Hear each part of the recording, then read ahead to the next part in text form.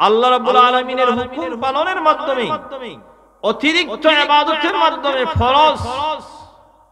ফরজ ইবাদতের পরে অতিরিক্ত অসংখ্য ইবাদতের মাধ্যমে যারা আল্লাহকে রাজি এবং খুশি করেছেন, আল্লাহ যাদেরকে তার বন্ধু বানিয়ে নিয়েছেন, ওলি বানিয়ে নিয়েছেন, আল্লাহ যাদেরকে তার প্রিয় মাহবুব বান্দা বানিয়ে নিয়েছেন, ওই সমস্ত ওলি আল্লাহরা তাদের ইন্তেকালের পরে আল্লাহ রাব্বুল আলামিন তাদেরকে তাদের কবর শরীফে অক্ষত অবস্থায় রাখেন। সুবহানাল্লাহ।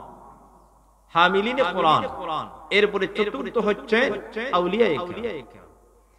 মুহতারাম হাজিরিন, একটি উদাহরণ হচ্ছে আমরা সচরাচর দেখে থাকি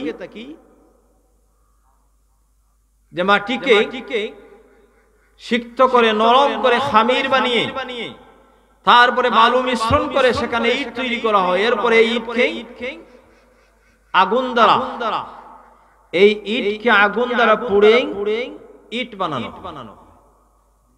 একটি কাঁচা ইটকে যখন পোড়ানো হয়, এই পরিপক্ক একটি ইটকে যেভাবে 100 বছর পর্যন্ত মাটির মধ্যে রেখে দিলে এই ইট আর যেভাবে মাটিতে পরিণত হয় না, এইভাবে আল্লাহ রাব্বুল আলামিনের মহব্বতে, আল্লাহ রাব্বুল আলামিনের ভালোবাসায়, আল্লাহ রাব্বুল আলামিনের প্রেমে সিক্ত হয়ে আল্লাহর যে সমস্ত বান্দারা তাদের জীবনকে আল্লাহর মহব্বতে উৎসর্গ করে দিয়ে, আল্লাহর রাহে উৎসর্গ করে দিয়ে নিজের জীবনকে এইভাবে আল্লাহর মহব্বতের আগুনে, আল্লাহর প্রেমের আগুনে যাদের হৃদয়কে জ্বালিয়েছেন, আল্লাহর কসম করে বলতে পারি ওই সমস্ত ব্যক্তিরা কবর শরীফে অক্ষত থাকবেন। 1000 বছর পরেও তাদেরকে যেভাবে রাখা হবে তারা ওইভাবে আল্লাহ তাদেরকে রাখবে।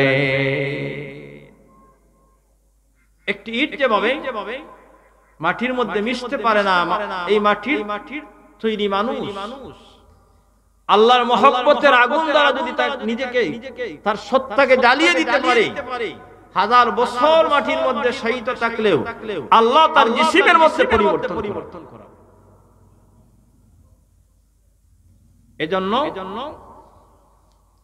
আমাদেরকে আউলিয়া কেরামদের কাছে যেতে হবে, তাদের মজলিসে যেতে হবে, তাদের রুহের ফুয়ুজ এবং বরাকাত আমাদেরকে লাভ করতে এবং এদেরকে ভালোবাসতে হবে। আল্লাহর ওয়াস্তে ভালোবাসার প্রতিদান, আল্লাহ রাব্বুল আলামিনের ওয়াস্তে ভালোবাসার প্রতিদান অন্যতম।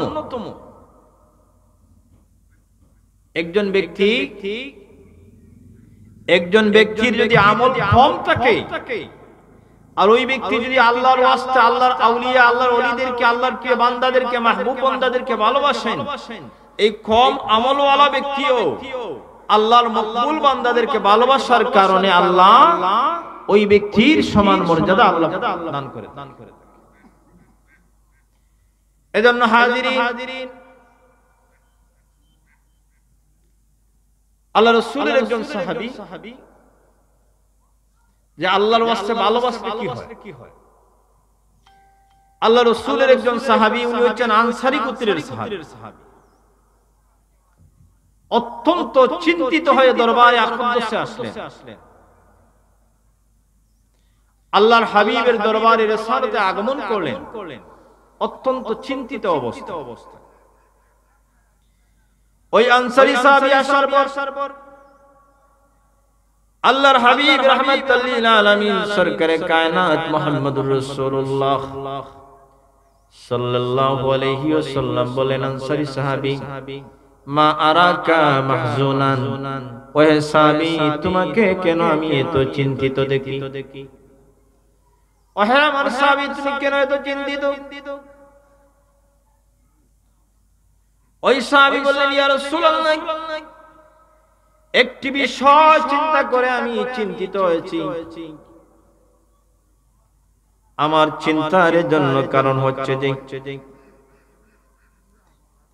আমরা যখন বাড়িতে থাকি, যখনই আপনার কথা মনে হয়, সঙ্গে সঙ্গে আপনার দরবারে রিসালাতে চলে আসি।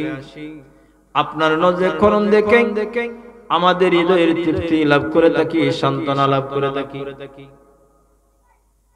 ইয়া রাসূলুল্লাহ সাল্লাল্লাহু আলাইহি ওয়াসাল্লাম, এই জীবনে যেই মুহূর্তে আপনার কথা মনে হয় আপনার দরবারে রিসালাতে আগমন করি, আপনার চেহারায় আমার চেহারা মুবারকের দিকে তাকিয়ে প্রশান্তি লাভ করি, প্রশান্তি লাভ করি। ইয়া রাসূলুল্লাহ, একটা বিষয় চিন্তা করি, যখন আমার ইন্তেকাল হয়ে যাবে আর আপনারও যখন ইন্তেকাল হয়ে যাবে, আপনি তো জান্নাতের সর্বোচ্চ মাকামে চলে যাবেন।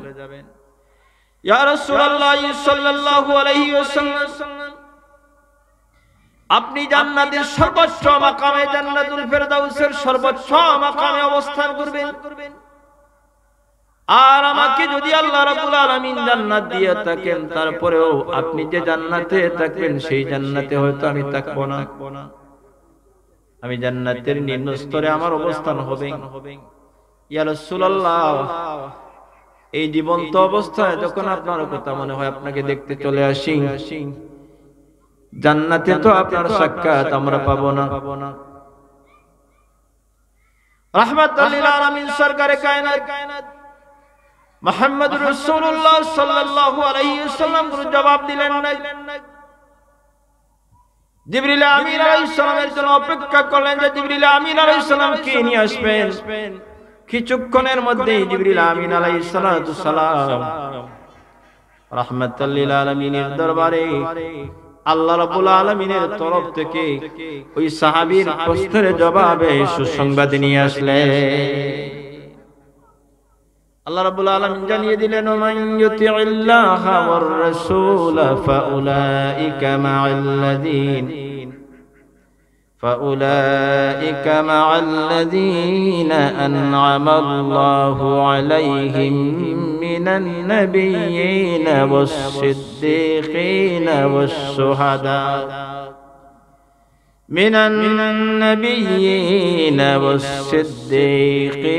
والشهداء والصالحين وحسن أولئك رفيقا।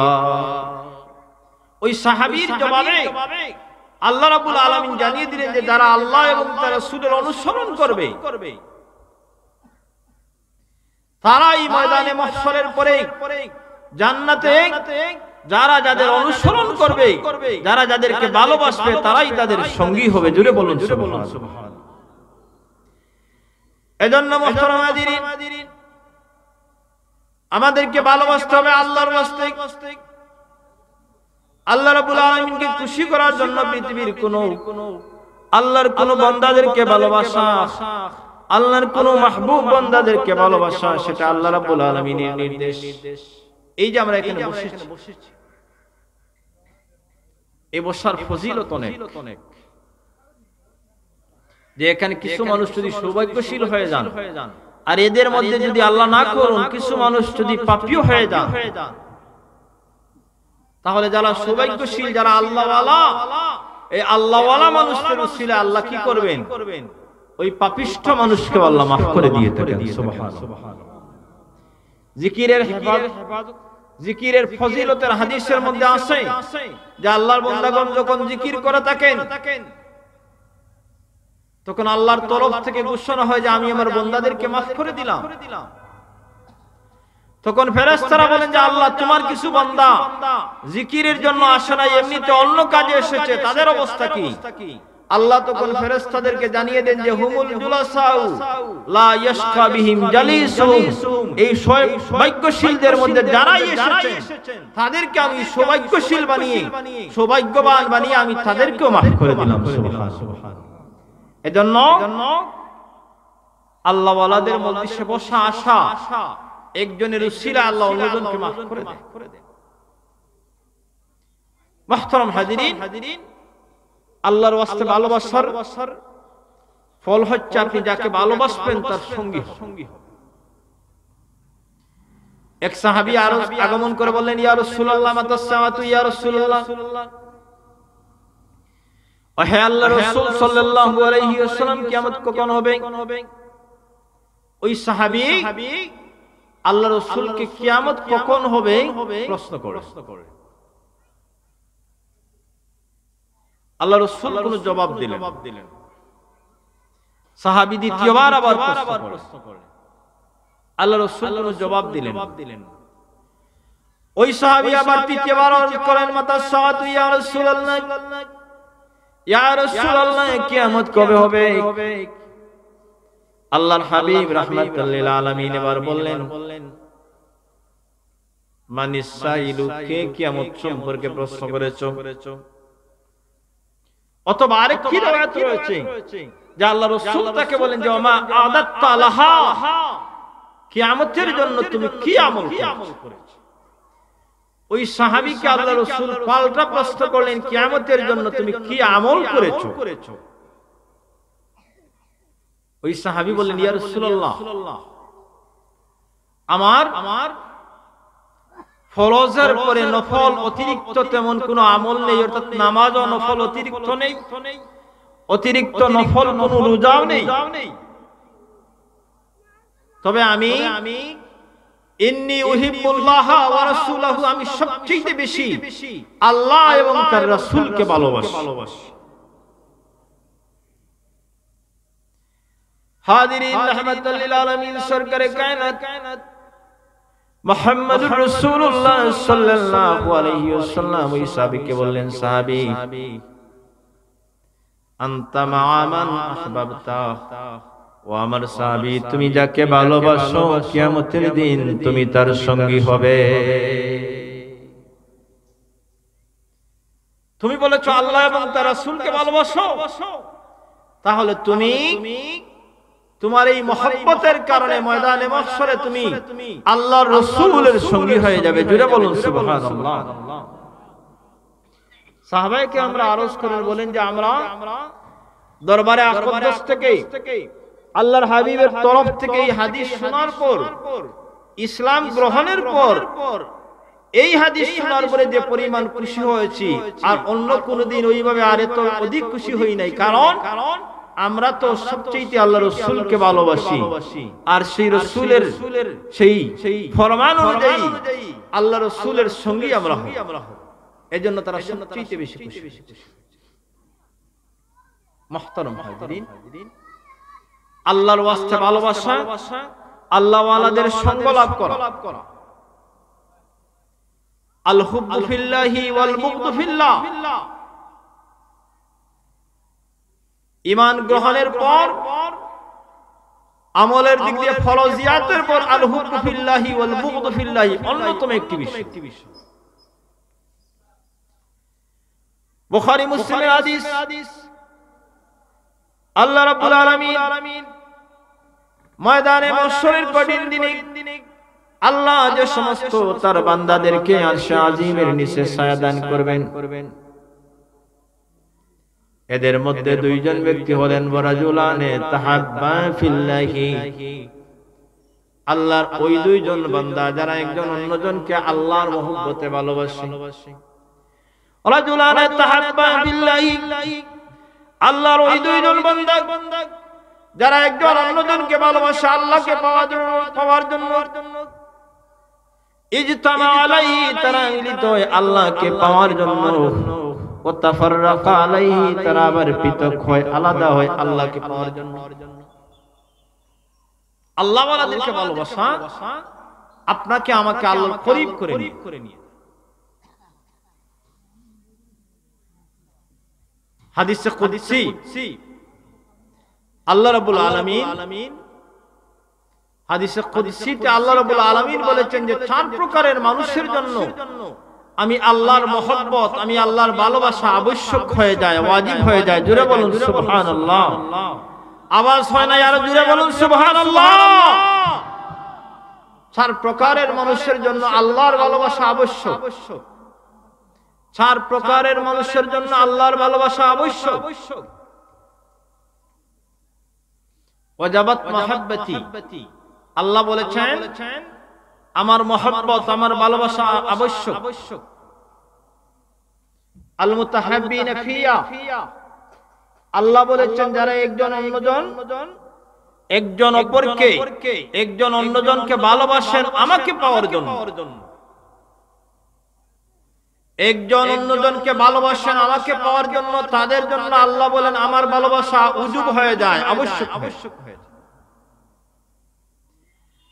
হাজিরিন, আল্লাহ রাব্বুল আলামিন বলেন আল মুতাহাব্বিনা ফিয়া, যারা একজন অন্যজনকে আমার ভালোবাসায় আমাকে পাওয়ার জন্য ভালোবাসেন, আল্লাহ বলেন তাদের জন্য আমার ভালোবাসা আবশ্যক হয়ে যায়। আল মুতাজালিসিনা ফিয়া, যারা পরস্পর মজলিসে বসেন আমাকে পাওয়ার জন্য, আমাকে আমার মহব্বত লাভের জন্য। আল মুতাজালিসিনা ফিয়া, একে অন্যে পরস্পর বসে থাকেন আমি আল্লাহ রাব্বুল আলামিনের মহব্বতে। এই যে আপনারা বসেছেন আল্লাহর মাহবুব বান্দার এই আয়োজনে আপনারা এসেছেন, আপনারা এখানে বসেছেন, পরস্পর ভালোবাসা, একে অন্যের মধ্যে মহব্বত তৈরি হচ্ছে। আল মুতাজালিসিনা ফিয়া, যারা পরস্পর বসেন আমার মহব্বতে, তাদের জন্য আমার ভালোবাসা আবশ্যক। আল মুতাজাওয়িরিনা ফিয়া, যারা একজন অন্যজনের সঙ্গে সাক্ষাৎ করেন আমার ভালোবাসায়। আল মুতাবাযিলিনা ফিয়া, যারা তাদের অর্থ কড়ি ধন সম্পদ খরচ করেন আমার ভালোবাসার জন্য। আল্লাহ বলেন এই চার প্রকারের মানুষের জন্য আমি আল্লাহর ভালোবাসা আবশ্যক হয়ে যায়। চার প্রকারের মানুষের জন্য। শুধু যে আল্লাহর ইবাদতের মধ্যে আল্লাহর ভালোবাসা পাওয়া যায় তা নয়, আল্লাহ ওয়ালাদেরকে ভালোবাসার মধ্যে আল্লাহর ভালোবাসা রয়েছে। আমি আবার বলছি যে চার প্রকারের মানুষ। আল মুতাহাব্বিনা ফিয়া, যারা পরস্পর ভালোবাসেন আল্লাহর মহব্বতে।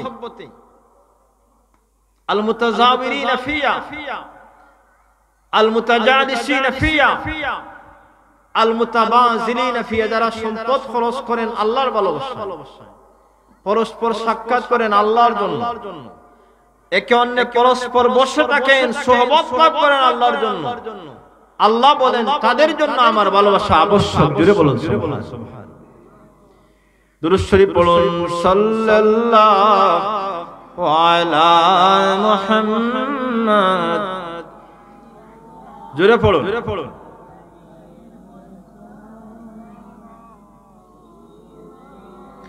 সাল্লাল্লাহু আলা মুহাম্মাদ, সাল্লাল্লাহু আলা মুহাম্মাদ, সাল্লাল্লাহু নাজরিনে হযরতে হক সদরে বদরে কায়নাত, নূর চশমে अंबिया চশমে চরাগে মাতুই, সাল্লাল্লাহু আলা সাল্লাল্লাহু আলাইহি, সাল্লাল্লাহু আলা মুহাম্মাদ, সাল্লাল্লাহু। মুহতারাম হাজিরিন, আমরা যে দরবার সমূহে যাই, আল্লাহ ওয়ালাদের জিয়ারতে যাই, এতে আমাদের কি ফজিলত রয়েছে?